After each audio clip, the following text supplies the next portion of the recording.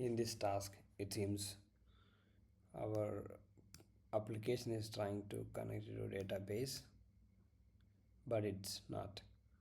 So let's jump into check the error.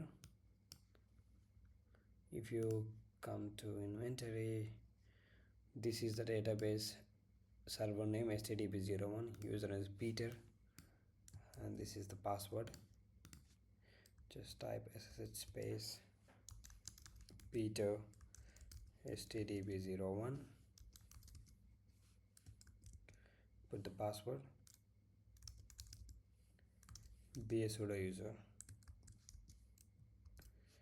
So it seems our MariaDB service is done. So let's check with this command systemctl status MariaDB. It seems disabled and inactive. So let's try to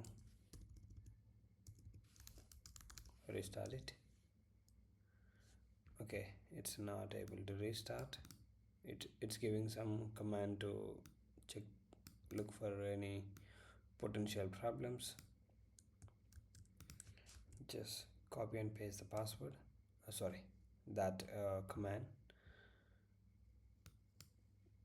So it says unable to start, got final signal child for state start pre. That's fine. Exited with the code 1, that's a failure. Database MariaDB is not initialized, but the directory where live is not empty. So let's look for this directory where live mysql. I'm going to do lsfnl. It says no such directory. So if you go to where lib and then okay, there is no such directory mysql. So let's create that mysql. If we do lsfnl again, we got this directory, but it's owned by root. So let's try to restart it MariaDB.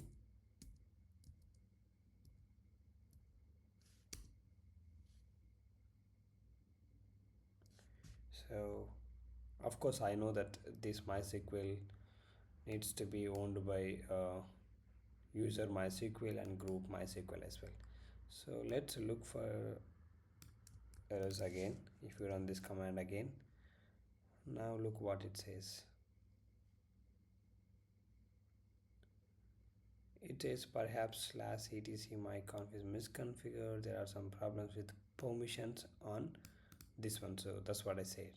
We need to check the permission because earlier MySQL directory wasn't there. We created it, but now we are getting with some permission issue. So choose to lsfnl again.